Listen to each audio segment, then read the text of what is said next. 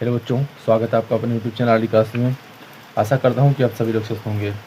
और बच्चों, जैसा कि हम लोग पढ़ रहे हैं कक्षा 10 गणित, और आज हम लोग पढ़ेंगे प्रश्नावली 1.2।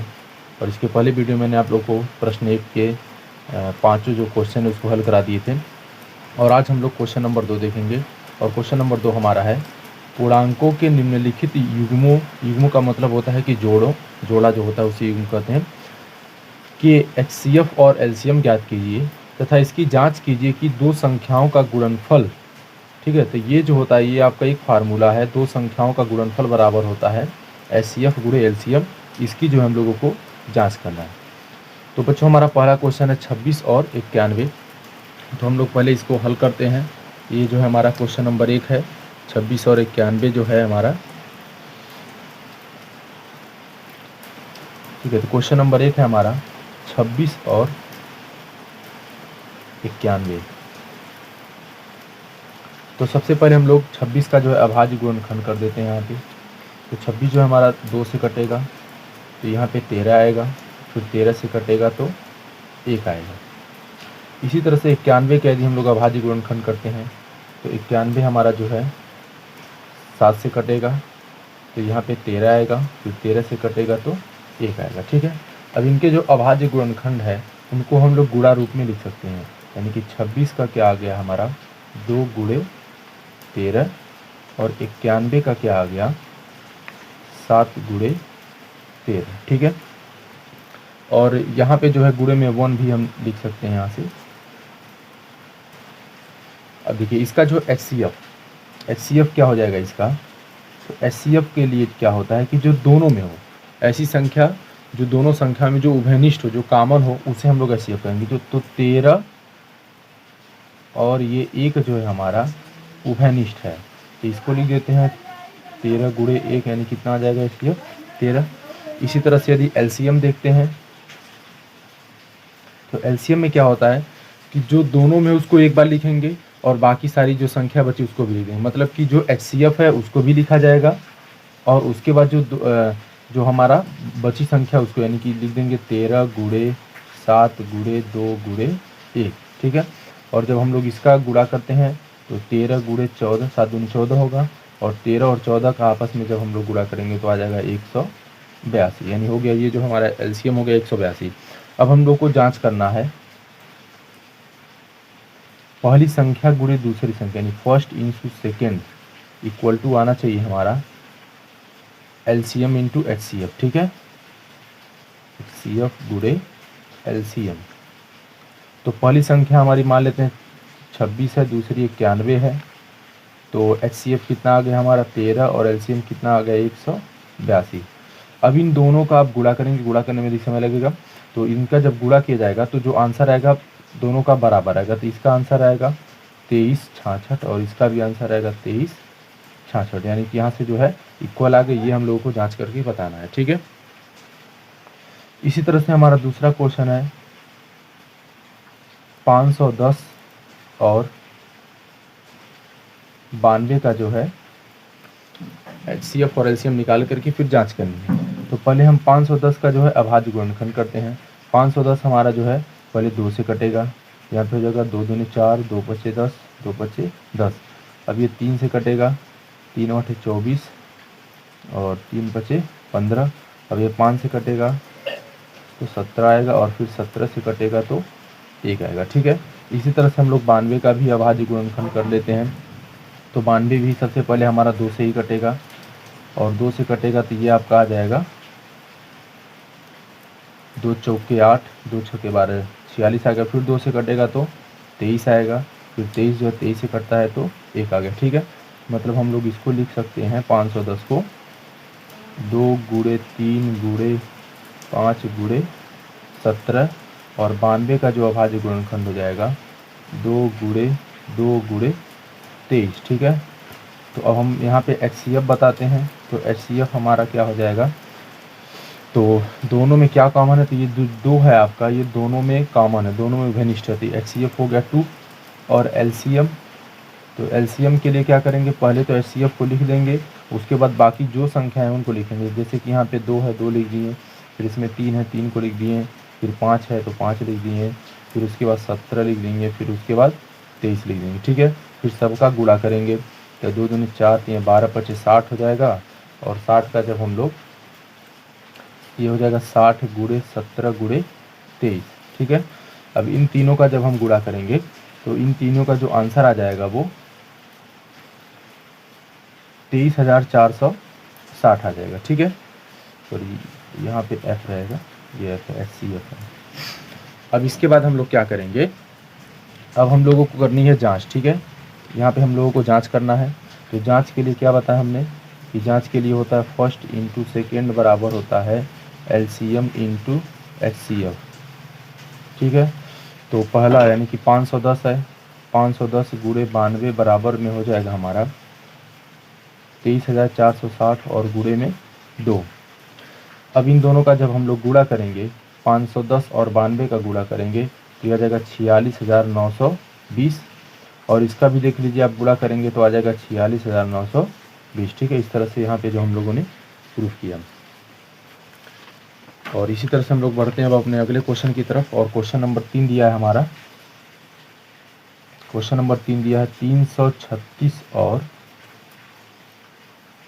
54। ठीक है, ये हमारा क्वेश्चन नंबर 3 है, 336 और 54। तो सबसे पहले हम लोग 336 का जो है निकाल लेते हैं अभाज्य गुणनखंड। तो 336 2 से कटेगा, 2 एक कम 2 और एक यहाँ से बचेगा 13 होगा, 2 छक्के 12, एक हाथ सिलबता 16, 2 8 16, फिर 2 से 2 8 16, 2 चौके 8, फिर 2 से काटते हैं, 2 चौका 8, 2 दूनी 4, फिर ये 2 से अभी कटेगा, 2 दूनी 4। अब ये 3 से कटेगा, 3 7 21 होगा, फिर 7 से कटेगा तो 1 होगा। इसी तरह से 54 को हम लोग काटते हैं। 54 का जो अभाज्य गुणनखंड है, तो 54 का अभाज्य गुणनखंड भी हमारा आ जाएगा। 54 भी पहले आपका 2 से ही कटेगा, 2 दूनी 4, 2 7 14, फिर ये 3 से कटेगा, 3 9 27, फिर 3 से कटेगा, 3 3 का 9 और फिर 3 से कट के 1 हो गया। ठीक है, अब इसके अभाज्य गुणनखंड को हम लोग पहले गुणे में लिख लेते हैं, यानी कि 336 बराबर हो जाएगा हमारा, यहाँ पे 1 2 3 4 2 है, 1 2 3 4, फिर 3 है, फिर 7 है। फिर ऐसे ही 54 का अगर हम लोग लिखते हैं तो यहाँ पे जो है हमारा 1 2 है, फिर उसके बाद 3 है, मतलब कि 3 जो है यहाँ पे 3 है।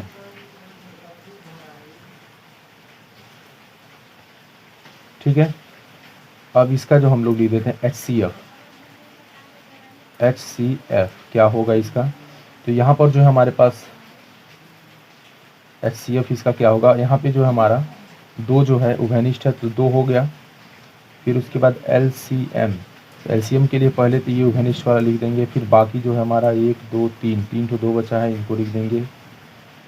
सॉरी, यहाँ पर ये 3 भी जो है दोनों में, ठीक है ना, यानी कि यहाँ पे 2 × 3 यानी कि 6 हो जाएगा इसका HCF। अब यहाँ पे जो बचे हैं उनको लिखते हैं हम लोग। तो यहाँ से उभयनिष्ठ वाला लिख दिए, बाकी 1 2 3 2 बचा है, इसको लिख दिए। फिर यहाँ से एक उभयनिष्ठ 3 है, इसको लिख दिए।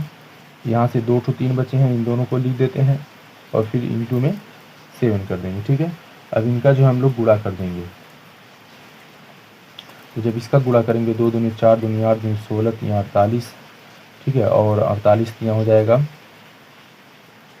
तो 48 का 3 में हम लोग गुणा करते हैं, 3 बटे 24, 3 चौक 12, 3 चौक 12 और 2 14, 144। फिर 3 से गुणा करते हैं, 3 चौक 12, 3 चौक 12 और एक 13, 3 का 3 और एक 4, यानी कि 432 गुणे में 7।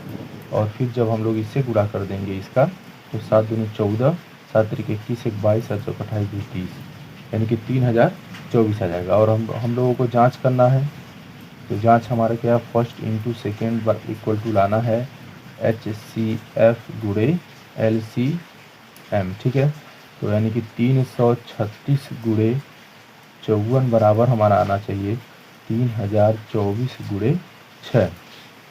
तो 336 का जो है जब हम लोग 54 में गुणा करेंगे तो इसका जो है आंसर आ जाएगा 18,144।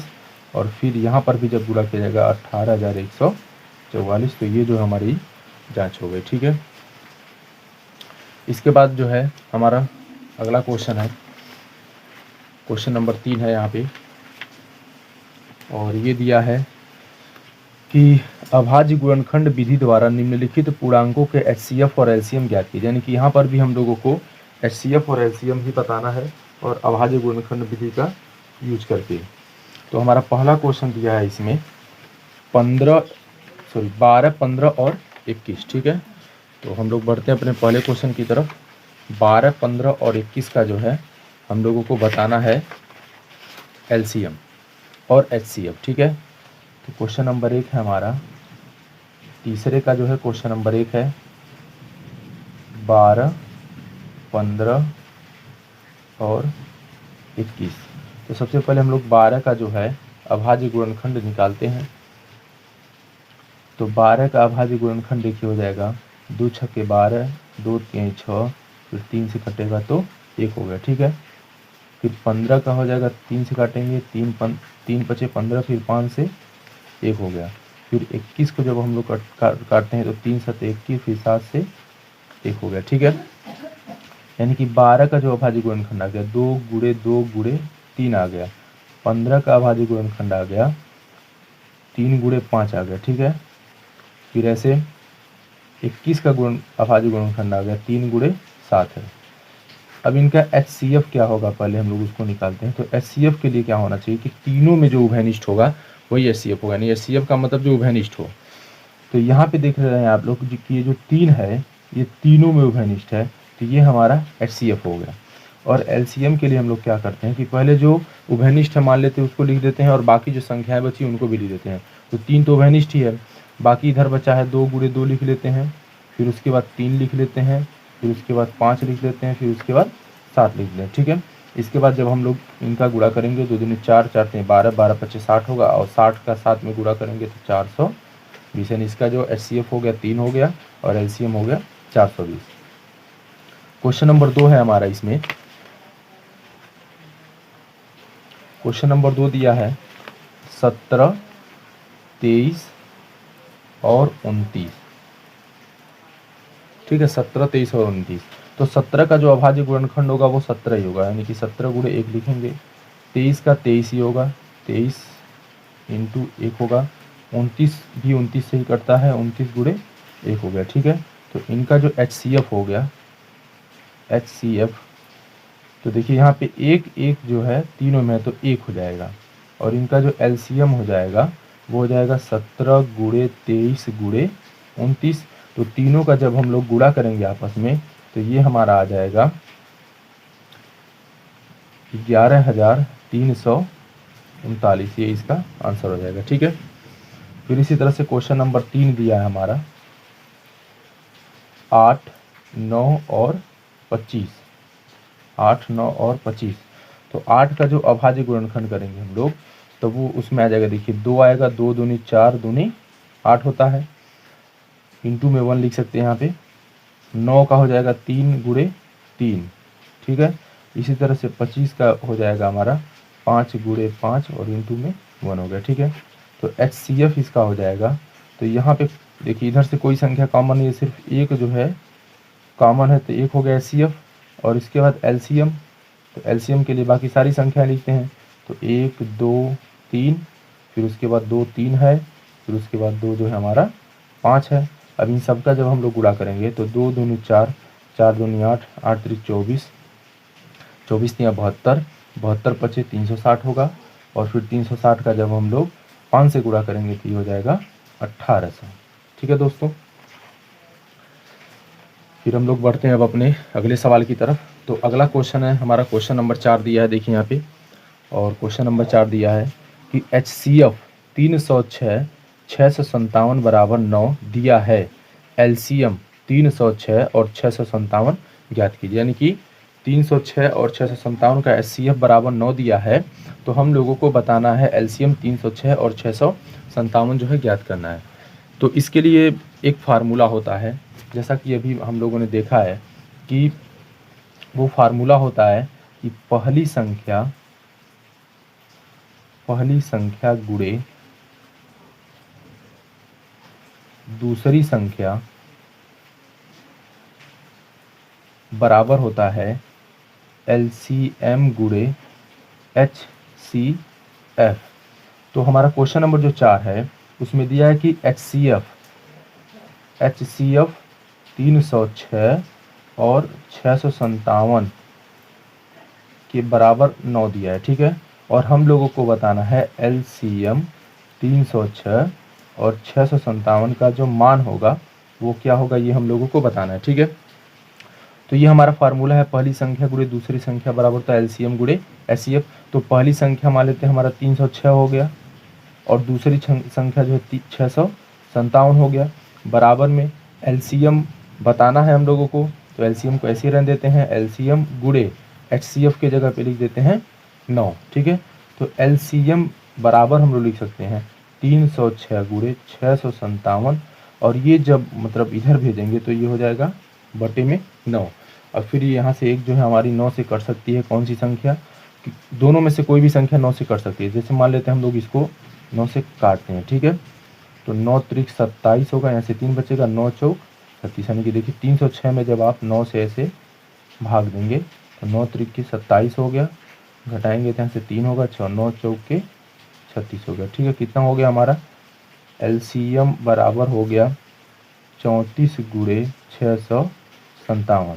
अब इन दोनों का हम लोग आपस में गुणा कर लेते हैं, 657 का और 34 का।